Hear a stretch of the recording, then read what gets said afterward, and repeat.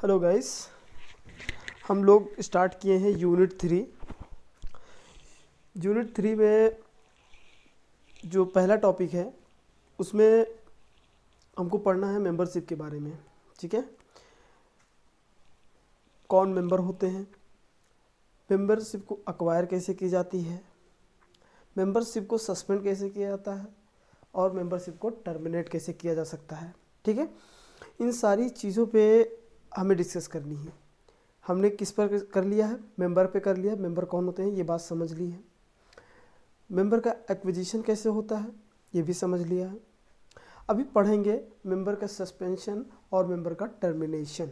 ठीक है, इसके बाद हम जो हमारा नेक्स्ट टॉपिक आएगा वो आएगा शेयर कैपिटल का। ठीक है, इस वीडियो में, इस लेक्चर में हम ये कवर कर देंगे, ये ख़त्म कर देंगे। मेंबरशिप का जो टॉपिक है वो ख़त्म कर देंगे हम। फिर अगले लेक्चर में हम शेयर कैपिटल के बारे में बात करेंगे। ठीक है, ये एक्चुअली जो हमारा ये मोटिव है पढ़ाने का, जो समझाने का तरीका है, जो भी हम नोट्स बताते हैं यहाँ पे लिख करके या भी जो भी कंटेंट बताते हैं, वो हमारा डॉक्टर राम मनोहर लोहिया अवध यूनिवर्सिटी के लॉ के सिलेबस के अकॉर्डिंग ही चल रहा है, कुछ भी उसके सिलेबस के बाहर नहीं है। ठीक है, अब तक हमने 2 यूनिट कवर कर लिए हैं। वैसे तो सिलेबस में 5 यूनिट होते हैं, उन 5 यूनिट से एग्ज़ाम में क्वेश्चन पूछे जाते हैं। ठीक है, तो हम अब तक 2 यूनिट कवर कर चुके हैं, तीसरा यूनिट हमारा प्रोग्रेसिंग में है। ठीक है, अभी चल रहा है। ठीक है, हम देखते हैं कि क्या होता है, मेंबरशिप की टर्मिनेशन कैसे होती है किसी कंपनी में। ठीक है, देखिए सबसे पहली बात जो है वो समझने वाली ये है कि किसी कंपनी में जो मेंबर हैं उनकी मेंबरशिप को ख़त्म हम क्यों कर रहे हैं। ठीक है, पहली चीज़ ये जानने की है कि भाई देखो, हमने जो कुछ करना था, ठीक है, हमने जो कुछ करना था, मेमोरेंडम सब्सक्राइब करना था, कर लिया। ठीक है, जो और आगे की बातें थी वो हमने कर ली। ठीक है, हम मेंबर तो बन गए। ठीक है, मेंबरशिप हमने ले ली, मेंबर्स के रजिस्टर में हमारा नाम भी चढ़ गया। अब अचानक ऐसा क्या हो गया कि कंपनी को किसी की मेंबरशिप को ख़त्म करना पड़ रहा है, सदस्यता को ही ख़त्म करना पड़ रहा है। क्यों, ऐसी क्या ज़रूरत आन पड़ी कंपनी को, तो वो हम देखते हैं। देखिए सबसे पहली चीज़ है फॉरफीचर ऑफ शेयर्स। ठीक है, फॉरफीचर ऑफ शेयर्स। फॉरफीचर का मतलब होता है कि जब्त करना। ठीक है, जब्त करना, और शेयर्स मतलब होता है अंशों को जब्त कर लेना। ठीक है, अंशों को जब्त कर लेना। अब बताओ कि कोई कंपनी किसी भी मेंबर्स के शेयर को क्यों जब्त कर लेगी, क्यों छीन लेगी, क्यों वापस ले लेगी। पहली चीज़ ये कि या तो उसने, ठीक है, या तो उसने at the time of taking shares, ठीक है, जिस टाइम पे वो शेयर ले रहा था या फिर सब्सक्राइब कर रहा था शेयर को, ठीक है, उस टाइम पे उसने फॉल्स इन्फॉर्मेशन प्रोवाइड करी होगी कंपनी को। ठीक है, गलत जानकारी कंपनी को दी होगी। ठीक है, पहली चीज़ ये है। दूसरी बात ये है कि कंपनी को उसके शेयर मतलब सिर्फ इसी बात पे ही ले लेने चाहिए या कुछ और भी उसमें एडिशन होना चाहिए। तो देखिए पहली बात तो हमने बताया कि उसने गलत इन्फॉर्मेशन फर्निश की होगी, सबमिट की होगी। ठीक है, दूसरी बात ये है कि भाई वो अपने शेयर्स जो लिया है उसने, क्योंकि कंपनी का रूल होता है, ठीक है, कोई भी कंपनी होती है वो कंपनी अपने शेयर जो होती है, ये शेयर है, ठीक है, ये शेयर है, इस शेयर को इशू करती है, इसका प्राइस रखती है 10 रुपये। ठीक है, एक शेयर की कीमत 10 रुपये नॉर्मली, ये हम बता रहे हैं, बाकी किसी कंपनी के कम ज़्यादा हो सकते हैं प्रैक्टिकली में, ये हम बस ऐसे जनरली बता रहे हैं। इस जनरली इसमें 10 रुपये कंपनी के शेयर है। At the time of subscription, ठीक है, आप क्या करोगे, पहले एप्लीकेशन दोगे कंपनी को, एप्लीकेशन दोगे। ठीक है, और उस एप्लीकेशन के बाद कंपनी का प्रोसेस होता है अलॉटमेंट का। ठीक है, कितने लोग हमको एप्लीकेशन दिए हैं और कितने हमारे पास शेयर हैं और कितना हमको अलॉट करना है। उसके बाद होता है फर्स्ट कॉल, दूसरा होता है फाइनल कॉल। ठीक है, बेसिकली यही होता है फाइनल कॉल। अब मान लीजिए कंपनी ने कह दिया कि भाई हमको 3 रुपये एप्लीकेशन पे चाहिए, 3 रुपये हमको अलॉटमेंट पे चाहिए, 2 रुपये हमको चाहिए फर्स्ट कॉल पे और 2 रुपये हमको चाहिए फाइनल कॉल पे। ये टोटल उस कंपनी के 10 रुपये हो गए। ठीक, एक शेयर की कीमत 10 रुपये। अब देखिए क्योंकि ये अमाउंट जो होती है, ये कंपनी के पास हमेशा पहुंच जाती है, क्योंकि इसमें कोई डिफ़ॉल्ट नहीं करता। क्योंकि एप्लीकेशन अमाउंट में कोई डिफ़ॉल्ट नहीं कर सकता, ठीक है, ऐसा नहीं है कि इसको पेमेंट ना करे। दूसरा अलॉटमेंट का है, ठीक है। अब देखिए एप्लीकेशन हमने दिया, अब जब हमको शेयर मिल रहा है, हम शेयर लेने गए हैं, क्योंकि शेयर में मेरा भी इंटरेस्ट है और कंपनी का इंटरेस्ट क्या है कि शेयर के बदले में उसको अलॉटमेंट मनी मिल रही है, तो कंपनी भाई अलॉटमेंट मनी लेगी, आपको शेयर देगी। उस टाइम पे भी ये मैक्सिमम, ये भी जानते हो 99% ये भी सक्सेसफुली कंपनी के पास पैसे पहुंच जाते हैं। ये 100% पहुंचता है, ठीक है, ये 100% पैसा पहुंच जाता है, ये 99%। 1% लोग ऐसे होते हैं, कुछ लोग होते हैं 1% जो बिना सोचे समझे शेयर तो सब्सक्राइब कर देते हैं, यानी एप्लीकेशन के लिए अप्लाई कर देते हैं और उसके साथ एप्लीकेशन मनी भेज देते हैं, ठीक है, लेकिन at the time of allotment उनके पास पैसे नहीं होते हैं, ठीक है, तो वो अलॉटमेंट नहीं करा पाते हैं, शेयर ले नहीं पाते हैं, ठीक है, सिर्फ एप्लीकेशन दिए हैं और एप्लीकेशन का मनी जो है उनका वो कंपनी के पास चला गया, तो कंपनी वो पैसा वापस नहीं करती उनको, ठीक है। भाई अब आपने एप्लीकेशन दिया है, अब मान लीजिए कोई फॉर्म निकला है, ठीक है, फॉर्म, ये यूपीएससी का एक फॉर्म निकला है, ठीक है, 100 सीटें हैं टोटल, ठीक है, या यूपीएससी का नहीं लो, बैंक का ले लो, ठीक है, ये बैंक का है, बैंक में टोटल 100 सीट हैं, ठीक है, 100 सीट्स हैं, अप्लाई कर दिया 10,000 लोगों ने, नहीं 1,000 लेके चलो, 10,000 ना लो, 1,000 कम, थोड़ा कम से चले, 1,000 लोगों ने अप्लाई कर दिया। अब 1,000 में देखो, मान लीजिए अब ये बैंक का है, इसमें 100 रुपये मान लीजिए चार्ज पड़ रहा है, ठीक है, 100 रुपये, 1,000 लोग हैं और 100 रुपये सबने देना है, टोटल 1,00,000 रुपये पहुँच गए कमेटी के पास जो एग्ज़ाम करा रहा है, ठीक है, जो एग्ज़ाम करा रहा है उसके पास 1,00,000 रुपये पहुँच गए। अब क्या हुआ कि 1,000 में से 800 लोग गए पेपर देने 800 लोग गए, 200 लोग नहीं गए। अब 200 गुणे 100 मल्टीप्लाई 100 इज इक्वल टू 20,000, ठीक है। अब 20,000 रुपये जो है वो कंपनी के पास, जो संस्था थी जो एग्ज़ाम कंडक्ट करा रही है उसके पास पहुंच गया, उस बोर्ड के पास, तो क्या वो 20,000 रुपये इन 200 लोगों में बांटेगी वापस कि भाई आप एग्ज़ाम ही देने नहीं आए, ठीक है, तो क्या हम आपको वापस कर दें? नहीं होता ना वापस। वैसे सेम चीज़ यही है। तो एप्लीकेशन दे दिया उन्होंने, ठीक है, 3 रुपये जमा कर दिए, तो ये कंपनी वापस नहीं करेगी। अलॉटमेंट के टाइम पे वो पॉइंट, वो 1%, सिर्फ 1% लोग ऐसे होते हैं, ठीक है, जो डिफ़ॉल्ट कर देते हैं, ठीक है, 1% भी चांस नहीं होता उसका डिफ़ॉल्ट का यहाँ पे, क्योंकि वो बस ऐसे अज्यूम कर लिया गया है, ठीक है। दूसरा है फर्स्ट कॉल पे, मैक्सिमम जो डिफ़ॉल्ट होते हैं वो इन पर और इन पर होते हैं, ठीक है, इन पर डिफ़ॉल्ट होते हैं। अब मान लीजिए किसी ने ये 2 अमाउंट जमा कर दिए, यानी कि 6 रुपये जमा कर दिए हैं, अब 4 रुपये नहीं जमा किए, क्यों? क्योंकि कंपनी ने कहा था कि भाई हम पहली कॉल जब हमको ज़रूरत होगी तब हम मांग लेंगे तुमसे। अब कंपनी ने मांगा, अब वो देने ही नहीं गया, तो कंपनी क्या करेगी? उसके शेयर को यहाँ से फॉरफिट कर देगी, यानी कि जब्त कर लेगी, ठीक है। पहली चीज़ समझा, उसका मेंबरशिप जो है वो टर्मिनेट हो गया। क्योंकि देखो एप्लीकेशन के टाइम पे एप्लीकेशन तो ले लिया, अलॉटमेंट के टाइम पे कंपनी तुमको शेयर देती है, उसी वक्त कंपनी के रजिस्टर पे उसका नाम लिख देती है, मेंबर्स के जो रजिस्टर होते हैं उस पर उसका नाम चढ़ा देती है, ठीक है। तो वो उससे क्या पता चला? उससे पता चला कि भाई हाँ वो मेंबर बन गया कंपनी का। अब जब वो अगली कॉल जो है, फर्स्ट कॉल का जो अमाउंट है वो देने से मना कर दे रहा है, ठीक है, तो कंपनी क्या करेगी? उसके शेयर्स को जब्त कर लेगी, फॉरफिट कर लेगी, ठीक है। ये चीज़ समझ में आई। अब दूसरा कह रहा है surrender of shares.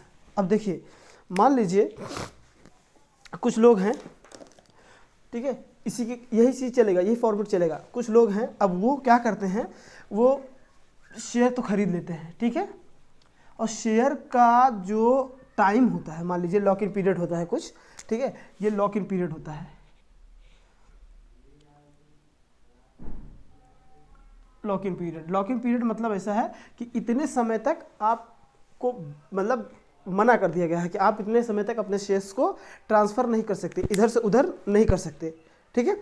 Maturity date जब आएगी तब आप अगर इसको मतलब कंपनी को वापस देंगे, जब मैच्योरिटी पूरी हो जाएगी, ठीक है। इसका सबसे बढ़िया ले लेते हैं एग्जांपल LIC का। क्या लेते हैं? LIC का, ठीक है। अब कोई इंश्योरेंस वाली कंपनी है, लाइफ इंश्योरेंस कंपनी है, ठीक है, वो लोगों का बीमा करती है। अब उसने क्या किया, लाइफ इंश्योरेंस कॉरपोरेशन है, ठीक है, अब कोई LIC है, वो जाती है लोगों के पास, कहती है भाई आप अपने इंश्योरेंस कराओ और उसका जो प्रीमियम है वो भरते जाओ टाइम टाइम पे। और जब आप मेच्योरिटी टाइम आएगा तो आपको 1 करोड़ रुपए मिलेंगे। ठीक है, वो आता नहीं है ऐड 500 रुपये 499 में 1 करोड़ का टर्म इंश्योरेंस लो, पॉलिसी लो। ठीक है, तो वो एक्चुअली क्या है, अब 499 आप हर महीने भर रहे हो, 499 आप हर महीने प्रीमियम भर रहे हो। ठीक है, क्योंकि आपको भाई 1 करोड़ मिलना है ना मेच्योरिटी टाइम पे। अब क्या किया, कुछ समय आपने 5 साल 6 साल 8 साल भरा, लेकिन उसके बाद क्या हुआ, अचानक से आपकी जॉब चली गई, कुछ ऐसा हो गया माहौल, आपकी जॉब चली गई। ठीक है, और जॉब चली जाने से आपने क्या किया, प्रीमियम देना बंद कर दिया, और आपको इतना मतलब एहसास हो गया कि भाई हम जमा कर ही नहीं पाएंगे। ठीक है, आगे का हम जमा नहीं कर पाएंगे। तो क्या होगा, आप सारे प्रीमियम जितने भरे हैं 5 साल में, जितने प्रीमियम भरे हैं, मान लीजिए 5 साल में हर महीने भर रहे हैं, 12 पंचे 60। ठीक है, अब 60 हो गया, 60 हो गए, अब 60 इंटू 500। ठीक है,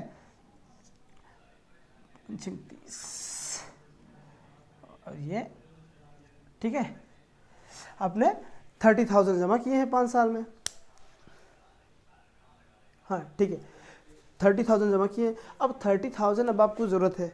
ठीक है, आप सोच रहे हो कि हम जो अपना ये प्रीमियम जमा किए हैं, ठीक है, इसको हम वापस ले लें, सरेंडर कर देते हैं, पॉलिसी वापस दे देते हैं, टाइम से पहले हम दे देते हैं, तो हमको कुछ पैसे मिल ही जाएंगे, क्योंकि सरेंडर पे पूरा पैसा नहीं मिलता कभी वापस। ठीक है, जितना आप जमा किया हो वो नहीं मिलता है, उसका जो भी कंपनी का प्रोसीजर है वो 50% 75% कट करके ही आपको देते हैं, यानी कि कुल मिला के आपको 30% 25% या 40% तक मिलता है। जितना टाइम गैप आप कवर कर ले जाओगे उतना ज़्यादा आपको मिल जाएगा आपका पैसा, लेकिन आपके ही पैसे में वो कटौती करेंगे। ठीक है, क्योंकि आपने भाई साइन किया हुआ है, उनके साथ एग्रीमेंट साइन किया हुआ है, उस पर लिखा होता है कि आप इतने समय से पहले आप सरेंडर ही नहीं कर सकते, और अगर आप बीच में सरेंडर करते भी हैं तो आपको पूरा पैसा कभी नहीं मिलेगा। ठीक है, अगर मेच्योरिटी पे करते हैं, ठीक है, तो आपको 1 करोड़ की टर्म इंश्योरेंस पॉलिसी है जो, वो आपको 1 करोड़ मिल जाएगा। तो वैसे ही शेयर में भी है कि आप इतने समय तक आप नहीं कर सकते हो क्या, सरेंडर। अगर सरेंडर कर देते हो तो आपकी मेंबरशिप खत्म। आपने भाई कंपनी से शेयर लिया, अब कंपनी से शेयर लिया, आपने 2 कॉल दे दी, तीसरा कॉल दे दिया, चौथे कॉल पे आप दे ही नहीं पा रहे हो पैसे, तो आपने कहा भैया कंपनी से, भैया एक काम करो, तो आपने ये ले लो, ठीक है, अपने ये ले लो, शेयर ले लो, और हमारे जितने पैसे लिए हो हमको वापस कर दो। ठीक है, तो कंपनी क्या करेगी, उसको उसी चीज़ को जो ये कह रहा है कि आप ले लो हमसे शेयर और जितने पैसे हमने दिए हैं वो हमको वापस दे दो, तो वही होता है सरेंडर ऑफ शेयर। ठीक है, वो सरेंडर करने पे भी उसका रजिस्टर से नाम काट दिया जाता है, उसी को बोलते हैं टर्मिनेशन ऑफ मेंबरशिप। ठीक है, दूसरा है ट्रांसफ़र ऑफ शेयर। अब सीधी सीधी बात है कि मेरे पास 100 शेयर है, ठीक है, मेरे पास 100 शेयर हैं, अब मैं किसी को ट्रांसफ़र कर रहा हूँ बाई सेल, या मैं बेच के ट्रांसफ़र कर रहा हूँ, ठीक है, या गिफ्ट दे रहा हूँ, जैसे मेरा मन कर रहा है वैसे मैं अपने किसी कलीग को, किसी दोस्त को, या किसी को, ठीक है, या अपने फैमिली मेम्बर को, किसी को भी मैं दे रहा हूँ। ठीक है, चाहे बेच रहा हूँ चाहे गिफ्ट कर रहा हूँ। ठीक है, अब जब मेरे पास से वो चीज़ चली गई, ठीक है, तो मेरा नाम रजिस्टर से काट दिया जाएगा। ठीक है, तो वहाँ भी मेरा मतलब मेंबरशिप में मुझे मेंबरशिप से टर्मिनेट कर दिया जाएगा। ठीक है, मुझे हटा दिया जाएगा वहाँ पे। ठीक है, मेरा नाम हटा दिया जाएगा। फिर कह रहा है ट्रांसमिशन ऑफ शेयर। अब मान लीजिए मिस्टर एक्स थे, ठीक है, मिस्टर एक्स थे, अब मिस्टर एक्स के पास 100 शेयर थे, ठीक है, 100 शेयर थे, अब ये जो है चले गए। ठीक है, अब कहाँ चले गए समझ जाए ना, ऊपर चले गए भगवान जी के पास, ठीक है, ऊपर गॉड के पास चले गए। तो अब इन्होंने 100 शेयर ले रखे थे कंपनी के, किसी कंपनी के, ठीक है, अब इनका जो वारिस था, यानी कि जो नॉमिनी था इनका, ठीक है, जो इनके बिहाफ पे बेनिफिट लेने वाला था, ठीक है, शेयर उसके पास चले जाएंगे, ट्रांसमिट हो जाएंगे। ठीक है, ये या तो बाई बिल होंगे या ऑटोमेटिक होंगे। ऑटोमेटिक कैसे, अब ये इन्होंने जब शेयर लिया था तो उस फॉर्म पे, एप्लीकेशन फॉर्म पे इन्होंने नॉमिनी का नेम भी मेंशन किया था। ठीक है, जब इन्होंने नॉमिनी का नाम मेंशन किया था, तो अब देखो सबसे पहली चीज़ समझो, नॉमिनी का नाम मेंशन किया तो क्यों मेंशन किया, क्योंकि भाई कल को इनको कुछ होता है तो इसका बेनिफिट उस नॉमिनी को मिले। ठीक है, उस नामिती को मिले, जिसका नाम लिखा गया है उसको मिले। तो अब ये या तो डेथ कर गए, ठीक है, तब भी ये शेयर उसको चला जाएगा, तो ये ट्रांसमिट हो जाएगा। ठीक है, एक जन से दूसरे जन के पास पहुंच जाएगा। अब मान लीजिए ये विल बना के गए हैं, वसीयत करके गए हैं कि भाई ये शेयर मेरे नॉमिनी को नहीं किसी और को मिलना चाहिए। मान लीजिए जिस किसी का भी जो लास्ट मोमेंट तक इनका फेवरेट हो गया हो, ठीक है, जो इनको लगे कि हाँ भाई मेरा जो नॉमिनी है वो नालायक है, निकम्मा है, किसी काम का नहीं है, तो जो इनका फेवरेट हो, जो इनको ज़्यादा पसंद आ गया हो लास्ट मोमेंट तक, तो ये उसका नाम वसीयत में लिख के चले गए तो शेयर उसके पास ट्रांसमिट हो जाएगा और इनका नाम मेंबरशिप के लिस्ट से, मेंबर के रजिस्टर से हटा दिया जाएगा।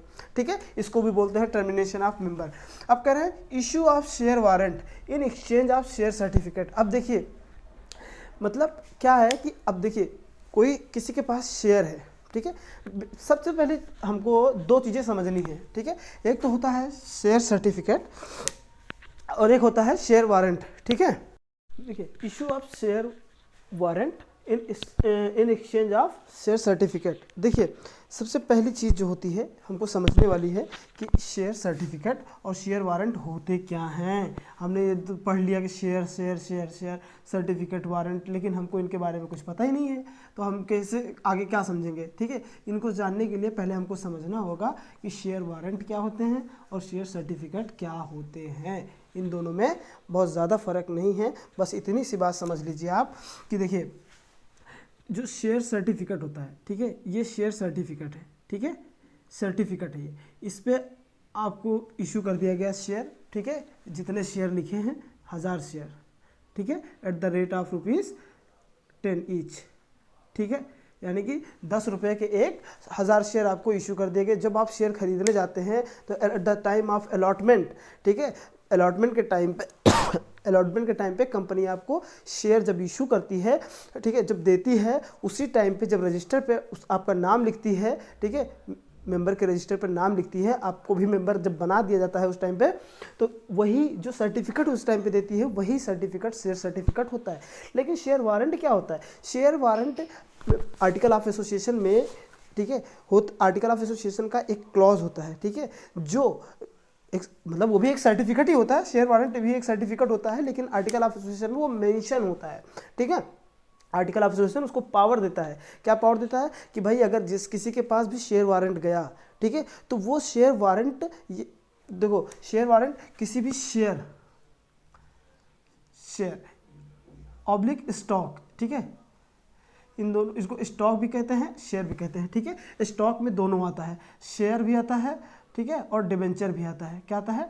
डिबेंचर भी आता है, ऋणपत्र, ठीक है, तो ये भी आता है। तो इसलिए स्टॉक इस शेयर दोनों की बात अगर कही जा रही है, ठीक है, स्टॉक है तो मतलब उसमें शेयर और डिबेंचर दोनों की बात कही गई है। शेयर है तो शेयर, जब भी शेयर वारंट आया तो वहाँ स्टॉक वारंट को भी कंसीडर कर लिया जाता है। ठीक है, क्यों? क्योंकि दोनों एक दूसरे के पूरक हैं। पूरक समझते हैं, कॉम्प्लीमेंट्री है। ठीक है, चलिए, तो ये जो शेयर वारंट होता है ये किसी भी व्यक्ति को ये पावर देता है। क्या पावर देता है? कि भाई आप इस शेयर को बेच सकते हो। ठीक है, इस शेयर को बेच सकते हो, राइट देता है, अधिकार देता है कि आप इस शेयर को बेच सकते हो। ठीक है, कभी भी नहीं, मतलब कभी भी नहीं, इसका मतलब है कि आप शेयर बेच सकते हो जो टाइम कंपनी आपको फिक्स कर दे, जो डेट बता दे कि भाई देखो आपको 1 साल के अंदर ये शेयर आपको बेचने हैं। ठीक है, आपको बेचने का अधिकार है कि आप चाहो तो 1 साल के अंदर ये शेयर बेच दो, अधिकार है। ठीक है, लायबिलिटी नहीं है कि बेचना ही बेचना है, दायित्व नहीं है, उसकी ड्यूटी नहीं है, वो सिर्फ राइट मिल रहा है उसको कि भाई आप चाहो तो 1 साल के अंदर आप इस शेयर को बेच सकते हो, या 2 साल, जो टाइम कंपनी डिसाइड कर दे वो। ठीक है, उस टाइम पे आप चाहो तो शेयर को बेच सकते हो।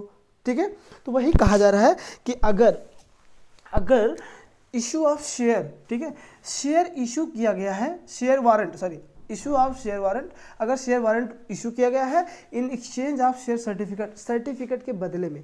ठीक है, मतलब सर्टिफिकेट हमको मिला है, हमको शेयर मिल गया है तो उसका हमको सर्टिफिकेट मिला है, लेकिन कुछ समय बाद जब हमारा लॉकिंग पीरियड पूरा हो गया, ठीक है, एक फिक्स टाइम होता है, लॉकिंग पीरियड एक फिक्स टाइम होता है जिस टाइम तक हम सेल नहीं कर सकते अपने शेयर को, लेकिन उस जो पूरा हो गया है तो उसके बाद कंपनी हमको इशू कर देती है एक शेयर वारंट। ठीक है, शेयर वारंट इशू कर देती है जिसमें यह लिखा होता है कि आप इतने टाइम में आप अपने शेयर को बेच सकते हैं कभी भी। ठीक है, तो वो है, अगर आप शेयर को बेच देते हैं या फिर शेयर वारंट आपके लिए इशू हो जाता है कि 1 साल के अंदर, ठीक है, तो आप 1 साल के बाद बेचो या ना बेचो, आपका मेंबरशिप टर्मिनेट कर दिया जाता है। ठीक है, उस शेयर की फिर 1 साल बाद कोई वैल्यू नहीं रह जाती है। क्यों? क्योंकि कंपनी ने आपको दे रखा है, ठीक है भाई, अब बेच डालो। ठीक है। दूसरा है sale of shares of a member by the company when the company has exercise lien on share. Lien मतलब क्या होता है?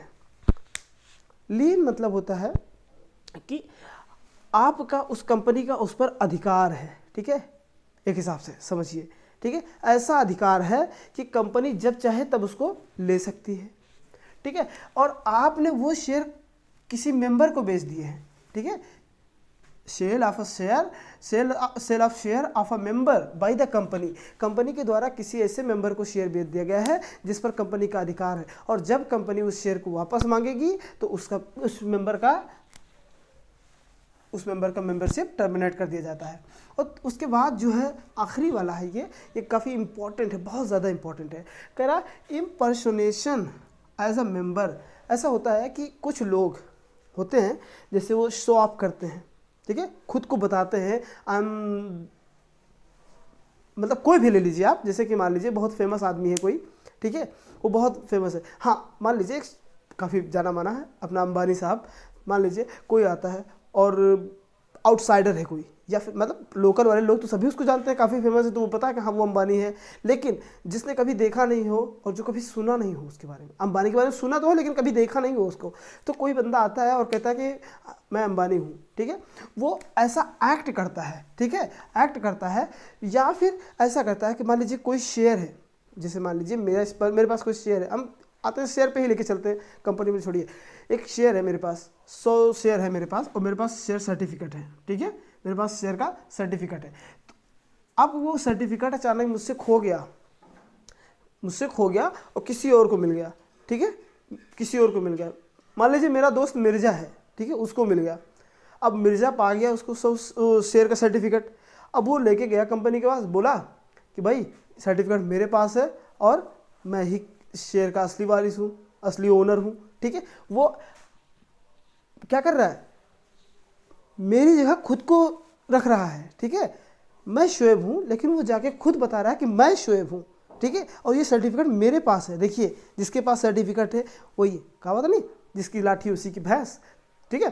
तो यहाँ पे ऐसा चलने वाला तो है नहीं।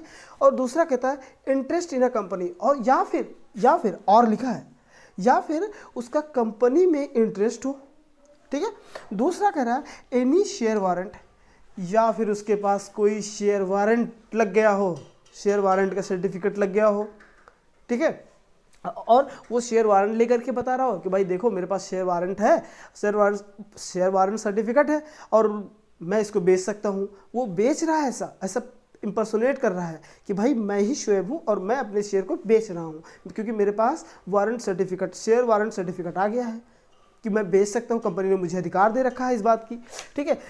अगर वो ऐसा करता पकड़ा गया, ठीक है, इसमें लिखा है कि देयर ऑब्टेंड, ठीक है, देयर बाई ऑब्टेंड, ठीक है, क्या ऑब्टेंड, ठीक है, ऑब्टेंड या फिर अटेम्प्ट टू ऑब्टेंड, या कुछ हासिल कर लिया है या हासिल करने की कोशिश कर रहा है, क्या, एनी सच शेयर, कोई भी शेयर, ठीक है, कोई भी ऐसे शेयर, और इंटरेस्ट और एनी सच शेयर वारंट और कूपन और रिसीव्ड और attempt to receive any money due to any such owner, ठीक है। मान लीजिए उस ओनर के बिहाफ पे आप कोई भी बेनिफिट उठा रहे हो, सिंपल सी बात समझिए, आप उस ओनर के बिहाफ पे कोई भी ओनर का जो फ़ायदा होना चाहिए वो फ़ायदा आप ले रहे हो, या उसकी जगह पे जाकर के उसके शेयर से कोई फ़ायदा मिलने वाला है तो वो फ़ायदा आप उठा रहे हो, ठीक है। अगर ऐसा करते हुए आप पकड़े गए तो आपको सज़ा होगी, क्या होगी, शैल बी पनिश्ड। देखो शैल लिखा हुआ है, मैं नहीं है कि सज़ा हो सकती है या नहीं भी होगी, ऐसा कुछ नहीं है,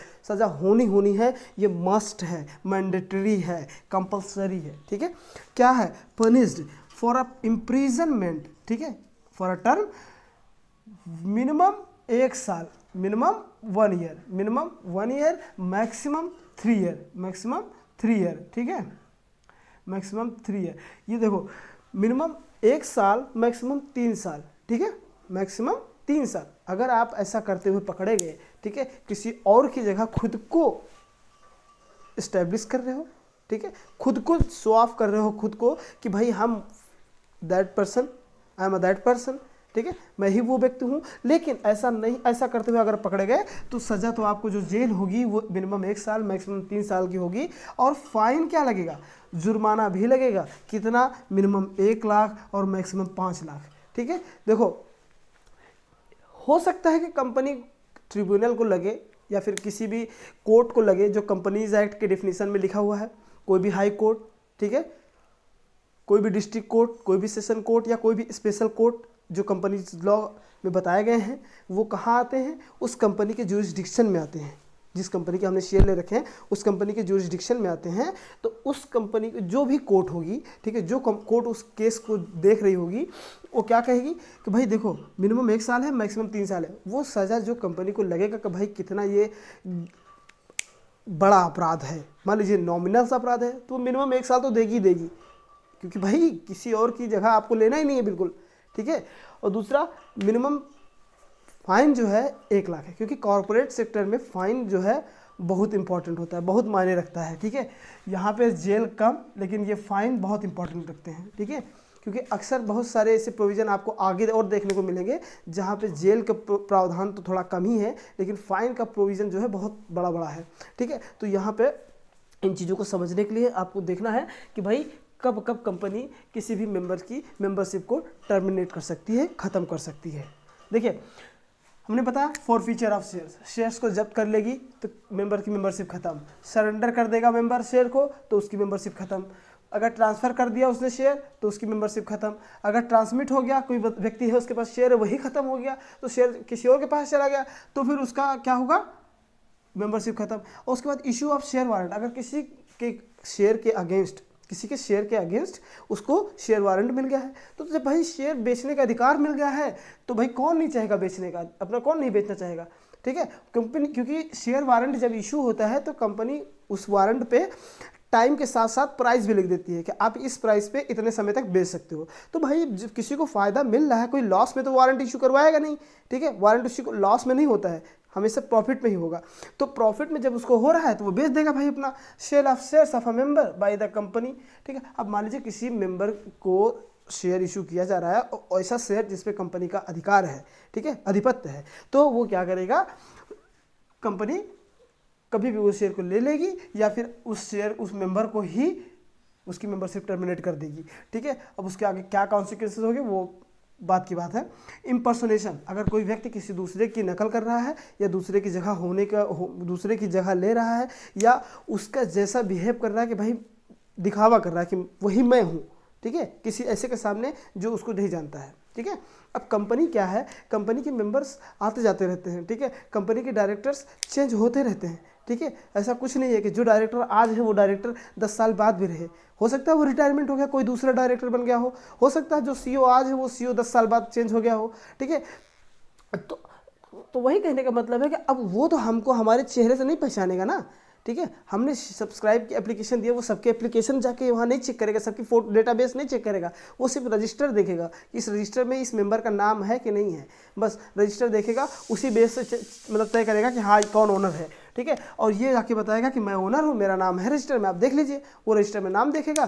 ठीक है, तो रजिस्टर में नाम देखते ही जान जाएगा कि हाँ यही ओनर है। ठीक है, भले कोई और है, असली ओनर ना जाए, कोई दूसरा जाए, बहरूपिया जाए, ठीक है, फिर भी वो कहेगा कि हाँ ओनर वही है। लेकिन अगर ऐसा करते हुए पकड़े गए तो उसके लिए क्या है, कंपनी हमारी कहती है कि भाई उसको जेल होगी, कितना, मिनिमम 1 साल मैक्सिमम 3 साल। ठीक है, और उसकी सज़ा कितनी, जेल के साथ साथ उसको फाइन कितनी है, जुर्माना कितना लगेगा, जुर्माना उसको मिनिमम 1 लाख और मैक्सिमम 5 लाख रुपये जुर्माना लगेंगे। ठीक है, ये बात आपको समझ में आ गई होगी। ठीक है, हमने भी देखा कि मेंबरशिप कैसे ख़त्म होती है किसी मेंबर की किसी कंपनी में। ठीक है, और अगर कोई मेंबर है, ठीक है, तो उसको क्या क्या राइट्स दिए गए हैं। ठीक है, क्यों मेंबरशिप इतनी इम्पॉर्टेंट है किसी कंपनी की, क्योंकि भाई देखो किसी कंपनी में आप हो, ठीक है, या किसी भी ऐसी जगह पे हो जहाँ पे आपको कुछ अधिकार दिए गए हों। ठीक है, अगर आप उन अधिकारों को यूटिलाइज नहीं कर पा रहे हो या फिर किसी वजह से आपको उसका फ़ायदा नहीं मिल रहा है, बेनिफिट नहीं मिल रहा है, तभी आप उसको छोड़ोगे। ठीक है, देखो इसमें कहा कि कंपनी के जो मेंबर्स हैं, ठीक है, उनके क्या क्या राइट्स हैं, क्या क्या अधिकार हैं, उनके क्या अधिकार हैं। तो तीन तरह के अधिकार बताए गए हैं, तीन तरह के राइट्स बताए गए हैं। एक कॉन्ट्रेक्चुअल एंड अदर राइट्स, ठीक है, जो संविदा पर या फिर कोई अन्य तरह के अधिकार होते हैं। जैसे कि हमने कॉन्ट्रैक्ट किया कंपनी से तो उस पर लिखा होता है कि भाई आपको ये राइट मिलेंगे, अगर आप शेयर खरीदते हैं तो आपको ये राइट मिलेंगे, ठीक है, कॉन्ट्रेक्चुअल बेसिस पे जो हमको अधिकार दिए जाते हैं, ठीक है, क्योंकि हम देखते हैं कि हमको क्या बेनिफिट मिलने वाला है। तो पहला कहते हैं name on the register of member. भाई आप अगर ये शेयर खरीदते हो तो आपका नाम चढ़ जाएगा रजिस्टर पे मेंबर के और आप कंपनी के मेंबर बन जाओगे, ठीक है। पहली चीज़ आपका ये अधिकार है कि कंपनी के जो मेंबर्स का जो रजिस्टर है उस पर आप अपना नाम चढ़वा लो, ये आपका अधिकार है, ठीक है। दूसरा, vote at the meeting of the members, और जब कभी भी मेंबर्स की मीटिंग होगी तो आपको वहाँ पे वोट करने का अधिकार है, ठीक है। आप अपनी बात रख सकते हो, या किसी को सपोर्ट करना है, ठीक है, या किसी को डिग्रेड करना है तो आपको भाई पूरा अधिकार है, वोट कर सकते हो, किसी को भी वोट कर सकते हो, ठीक है। दूसरा, रिसीव डिविडेंड, जब कभी कंपनी ये डिक्लेयर कर दे कि भाई शेयर होल्डर्स को हम ये इतना डिविडेंड देने वाले हैं, इतना लाभांश देने वाले हैं, तो भाई आपका राइट है कि वो डिविडेंड आप ले लो। देखो डिविडेंड का केस क्या है, जो शेयर होल्डर होते हैं वो दो तरह के होते हैं, एक होते हैं इक्विटी वाले, ठीक है, एक इक्विटी वाले होते हैं, ये कंपनी के ओनर माने जाते हैं, ठीक है। क्या माने जाते हैं? ओनर, कंपनी के मालिक माने जाते हैं, क्योंकि इनको भाई अधिकार दिया था वोटिंग का, ठीक है। लेकिन जो प्रेफरेंस शेयर होल्डर होते हैं, एक होते हैं प्रेफरेंस शेयर होल्डर होते हैं, इनको क्या है भाई, इनको सिर्फ परसेंटेज फिक्स किया जाता है कि आप हमको पैसे, आप हमारे प्रेफरेंस शेयर खरीदो और आप खाली घर बैठे डिविडेंड लेते रहो, ठीक है। उनका परसेंटेज फिक्स होता है कि जितना परसेंट, मान लीजिए कंपनी का 10% मैं आपको डिविडेंड दूंगा, ठीक है, तो 1 लाख रुपए पे आपको 10%, मान लीजिए जितना भी पैसा आपको हो, जितना आपने लगाया हो उसका 10% आपको प्रॉफिट कंपनी देती रहेगी, डिविडेंड देती रहेगी, जितना डिविडेंड डिक्लेयर होगा उसमें से आपको मिलेगा आपका हिस्सा, ठीक है। ये है, और इनसे बच गया तो इनको भी मिलेगा, ठीक है, क्योंकि ये ओनर हैं जो घर के मालिक होते हैं, ठीक है। मान लीजिए किसी को आपने दावत पे बुला रखा है, ठीक है, और आप घर के मेंबर हैं, दावत पे बुला रखा है, तो भाई सोचो कि पहले जो बाहर से लोग आए हैं वो खाना खा के चले जाएं, बचेगा तो हम लोग खाएंगे, नहीं बचा तो हम लोग भाई कहीं से अपना मैनेज करेंगे, लेकिन पहले उनको हम पहले बैठ के नहीं खाएंगे कि भाई मेंबर्स जो बाहर से आए हैं, जो बाहर से गेस्ट आए हैं वो वेट करें, हम पहले खाना खा लें, ऐसा कुछ नहीं है। पहले उनको खिलाएंगे, उसके बाद बैलेंस बचेगा तो हम खाएंगे, नहीं बचेगा तो नहीं। वैसे सेम चीज़ इनमें भी है कि भाई ओनर जो होते हैं वो कंपनी, इक्विटी शेयर होल्डर और कंपनी के ओनर होते हैं, इनको हर जगह अधिकार दिए गए होते हैं, ठीक है। उनको मिलते हैं प्रॉफिट में हिस्सा, इनको भी मिलता है, लेकिन अगर जो प्रेफरेंस शेयर होल्डर हैं उनसे बचा तब, ठीक है। दूसरा, return of capital on winding up, ये बात कही गई है सिर्फ और सिर्फ प्रेफरेंस शेयर होल्डर के लिए, क्योंकि शेयर होल्डर जो होते हैं, प्रेफरेंस शेयर होल्डर होते हैं, अगर इनका पेड अप कैपिटल पे कोई कॉल अरियर नहीं रह गया है, कोई बकाया नहीं रह गया है, ठीक है, मान लीजिए 10 रुपये देने थे, 3 रुपये एप्लीकेशन पे, 3 अलॉटमेंट पे, 2 रुपये फाइनल कॉल पे, 2 रुपये फर्स्ट कॉल पे, अब ये मान लो किसी कॉल पे इनका बकाया नहीं है, इन्होंने पूरा पैसा दिया है, तो उस टाइम पे कंपनी क्या करेगी, अगर बंद हो रही है तो उस टाइम पे ये अपना पैसा लेने का अधिकार रखते हैं, ठीक है। इनसे बचा तो इक्विटी शेयर होल्डर को भी मिलेगा, ठीक है। दूसरा, स्टैट्यूटरी राइट, ठीक है, जो जिसको बोलते हैं मतलब ये कानूनी अधिकार जो उनको दिए गए हैं, ठीक है। क्या?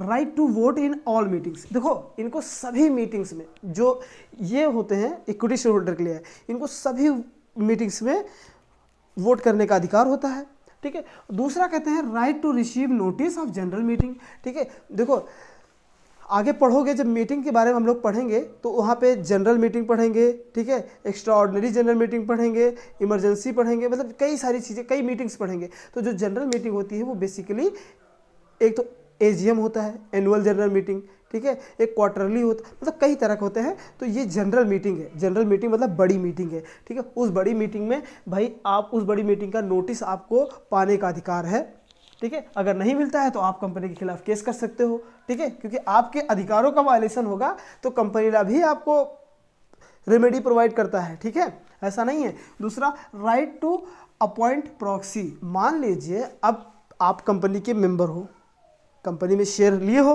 अब कंपनी में मीटिंग्स हो रही है, मीटिंग होने वाली है, आपको नोटिस मिल गई, ठीक है, तो आप कहीं आउटसाइड हो, कहते हैं ना आउट स्टेशन हो, ठीक है, उस स्टेट में है ही नहीं हो, उस सिटी में है ही नहीं हो, आप कहीं बाहर गए हो, तो आप क्या करोगे, अपने बिहाफ पे किसी दूसरे को भेज दोगे, ठीक है, जो आपकी जगह लेने जाएगा, उसको बोलते हैं प्रॉक्सी। तो प्रॉक्सी अपॉइंट करने का भी आपको अधिकार है इसमें, ठीक। दूसरा, right to inspect proxy register, और आपको ये भी अधिकार है कि आप प्रॉक्सी के रजिस्टर को जांच कर सकते हैं, देख सकते हैं कभी भी, ठीक है, उसमें कोई बाउंडेशन नहीं। दूसरा, right to appoint representative to attend the general meeting, ठीक है, in case of body corporate,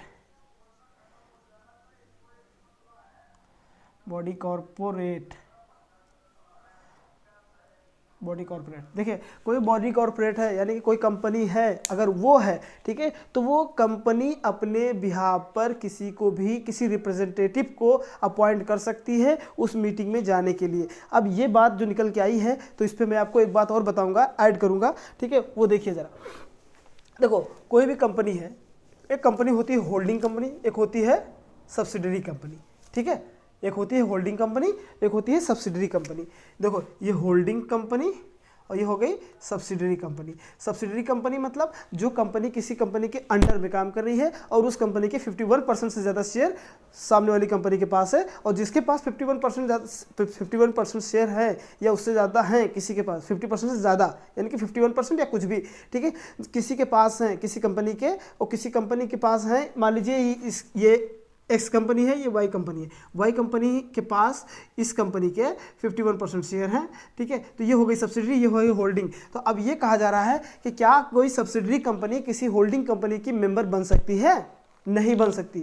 कोई सब्सिडरी कंपनी किसी होल्डिंग कंपनी की मेंबर नहीं बन सकती। और एक इसका एक एक्सेप्शन ये है कि मान लीजिए कोई सब्सिडरी कंपनी है, कोई कंपनी है, ठीक है, कोई कंपनी है, ये जेड कंपनी है, ठीक है। अब इस जेड कंपनी ने, देखो कंपनी जेड है, जेड ने इस कंपनी के 100 शेयर 1000 शेयर खरीद रखे हैं पहले से, ठीक है, 1000 शेयर पहले से खरीद रखे हैं। अब ये खरीदे हैं शेयर इसने 2020 में, ठीक है। अब ये जो वाई कंपनी है, ये इसको जो है सब्सिडरी बना रही है अपने, इसके 51% ज़्यादा शेयर खरीद ले रही है, ठीक है।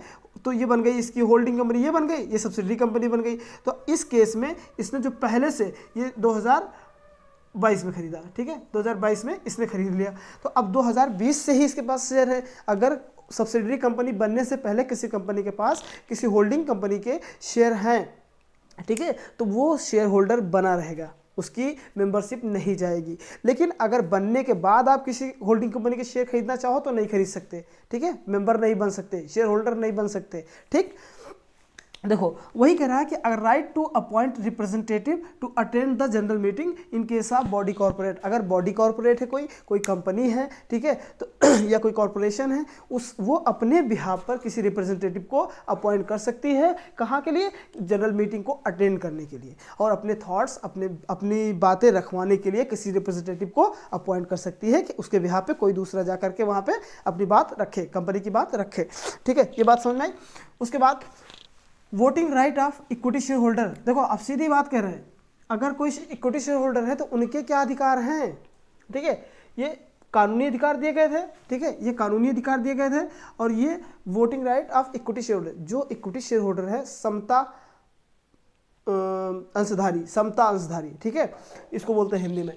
अगर उनके कोई अधिकार है, right to vote in every resolution placed before the company. मैंने कहा ना, इक्विटी शेयर होल्डर कंपनी के मालिक होते हैं, मालिक। तो मतलब कोई भी प्रस्ताव बन रहा है, कोई भी बातें चर्चा चल रही हैं, ठीक है, वो बात अगर किसी विषय पे चल रही है, किसी विषय पे, किसी टॉपिक पे कोई चर्चा चल रही है या कोई प्रस्ताव पास होना है, तो उस पर जो भी बैठक होगी उस पर पहले इक्विटी शेयर होल्डर अपने थॉट्स देंगे, ठीक है, उस पर वोट करेंगे कि भाई ये प्रस्ताव जो है कंपनी के सामने, कंपनी के जनरल मीटिंग में पेश होना चाहिए या नहीं पेश होना चाहिए, इस पे भी वोट करने का इनको अधिकार है। दूसरा, voting right to equal of their share capital.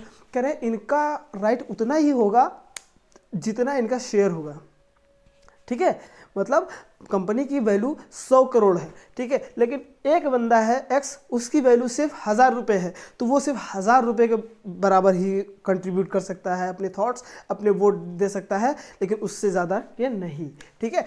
Voting right shall be lost in case of, कह रहे हैं कि उसके जो वोट करने का अधिकार है वो खत्म हो जाएगा, कब? जब नॉन पेमेंट ऑफ कॉल्स। अब अगर भाई शेयर की कॉल्स आनी है, एप्लीकेशन की मनी तुमने दे दी, अलॉटमेंट मनी तुमने दे दी, फर्स्ट कॉल पे तुमने पैसे दे दिए, सेकंड कॉल तुमने अरियर कर दिया, सेकंड कॉल पे तुमने पैसे ही नहीं दिए, खा गए, तो उस केस में तुम्हारे वोटिंग राइट को ख़त्म कर दिया जाएगा। इसको बोलते हैं सस्पेंशन, ठीक है। दूसरा बोलते हैं non payment of any sum due on company. अगर मान लीजिए कंपनी ने कोई ड्यू तुम पे या कोई भी पैसा, कोई भी अमाउंट तुम्हारे ऊपर ड्यू कर रखा है, तुमको देना है, ठीक है, उसका पेमेंट तुमने नहीं किया, तब भी तुम्हारे राइट चले जाएंगे। तीसरा कह रहे हैं कि वेयर राइट ऑफ लियन, जब कंपनी कंपनी का उस पर अधिकार हो, ठीक है, कंपनी का आप पे बकाया हो और आप पे नहीं कर रहे हो, तो कंपनी जब चाहे तब वो आपके शेयर ले सकती है और आपके वोटिंग राइट को ख़त्म कर सकती है, ठीक है। ये बातें समझ में आई आपको? उसके बाद कह रहे हैं कि a member is not entitled to vote any a member is not entitled to vote, ठीक है, उसके वोटिंग राइट को यहाँ भी ख़त्म कर दिया जाता है। जब मान लीजिए कंपनी को ज़रूरत है, देखो कंपनी मांगती कैसे पैसा है, पहले देखो एप्लीकेशन पे लेती है पैसा, कब लेती है? एप्लीकेशन पे 3 रुपये, ठीक है, और अलॉटमेंट पे कितना लेती है? अलॉटमेंट पे लेती है 3 रुपये, ठीक है। फर्स्ट कॉल पे लेती है कितना? फर्स्ट कॉल पे लेती है 2 रुपये, सेकेंड कॉल पे कितना लेती है? सेकेंड कॉल पे लेती है 2 रुपये, ठीक है। आप अभी देखो कंपनी एप्लीकेशन मनी ले रही है, ठीक है, फिर उसके बाद कुछ दिन बाद अलॉट करेगी तो अलॉटमेंट मनी लेगी, लेकिन अलॉटमेंट के साथ साथ अलॉटमेंट, ठीक है, उसका फर्स्ट कॉल जब पैसा मांगी तो कुछ लोग होते हैं होशियार चंद, वो उठा के ये भी दे देते हैं, कहते हैं भैया अभी पैसे हैं अभी ले लो, कल को पता नहीं हो कि ना हो। तो अब ये कह रहे हैं कि ये भी पैसा इसी के टाइम पे, मान लीजिए ये 2023 चल रहा है, ठीक है, इन्होंने कहा 1 जनवरी 1 जन 2023 को एप्लीकेशन कराया, ठीक है, और उसके बाद 2 जन को कंपनी ने 2 जन 2023 को कंपनी ने अलॉटमेंट किया, उस टाइम पे पैसा दिया आपने। फर्स्ट कॉल कंपनी ने 4 तारीख को मांग लिया, 4 जन को, ठीक है, आपने 4 तारीख को मांग लिया कंपनी ने, 4 तारीख को आपने पैसे दे दिए, लेकिन 4 तारीख को ये भी पैसा दे दिया, क्योंकि ये अभी मांगा नहीं गया है, ये अभी नहीं मांगा गया, लेकिन आपने 4 तारीख को इसका भी पैसा दे दिया, टोटल आपने 4 तारीख तक 10 रुपये पे कर दिए, ठीक है, 10 रुपये पे कर दिए कंपनी को। तो अब कंपनी कह रही है कि भैया देखो, बिना मांगे दोगे तब भी कोई फ़ायदा नहीं है, मांगने पर नहीं दोगे तब भी कोई फ़ायदा नहीं है, ठीक है। मांगने पे दोगे तो फ़ायदा मिलेगा, बिना मांगे दोगे तब भी फ़ायदा नहीं, और मांगने पे नहीं दोगे तब भी फ़ायदा नहीं कोई, ठीक है, आपको वोटिंग राइट नहीं मिलेगा। तो वही कह रहा है कोई भी व्यक्ति को वोट डालने का अधिकार, वोट करने का अधिकार नहीं है तब तक जब तक कि वो उसका जो पेमेंट करना है, कॉल्स देनी है उसको, उसका टाइम आ ना गया हो। आपने अगर एडवांस में दे दिया है तब भी उसका कोई मतलब नहीं है, ठीक है। आपको शेयर तो अलॉट हो जाएंगे, शेयर तो मिल ही गए हैं ना, आपको आगे जब मांगी जाएगी आपसे कॉल्स, उस टाइम पे आपको देना नहीं होगा, लेकिन वो टाइम आने दो, जब तक वो टाइम नहीं आएगा तब तक आपको वोटिंग राइट नहीं मिलेगा। वो टाइम आ जाएगा, ठीक है, तो जब कंप्लीट इशू करते, कंप्लीटली बता दीजिएगा कि हाँ आपके भाई फुली पेमेंट हो गए, फुली सब्सक्राइब्ड हो गए, ख़त्म हो गया आप, तो उस टाइम पे भाई आपको राइट मिल जाएगा। समझ आई बात? चलिए देखिए, हमारा सेक्शन 48 भी कुछ और कहता है। क्या कहता है? सेक्शन 48 ऑफ कंपनीज एक्ट 2013, ठीक है, कह रहा डील करता है किससे? Variation of rights in share holders in recently notified, so it's corresponding section under companies act 1956 106 107 are still in force and applicable, ठीक है। देखो कह रहा है कि जो हमारा सेक्शन 48 जो बता रहा है, कह रहा है कि भाई देखो, किसी भी शेयर होल्डर के जो तमाम वेरिएशन दिए गए हैं, ठीक है, कई सारे राइट्स दिए गए हैं, ठीक है, इन राइट्स को, ठीक है, सेक्शन 106 और 107 कंपनीज एक्ट के साथ मिला के पढ़ेंगे, ठीक है, इसका वही मतलब रहेगा, ठीक है। इंपॉर्टेंट है सब, कोई बहुत ज़्यादा ना हल्के में नहीं लीजिएगा, ना ज़्यादा बहुत ज़्यादा भारी में लीजिएगा, ठीक है, बस मॉडरेट है, ठीक है। समझ आई बात? चलिए, थैंक यू।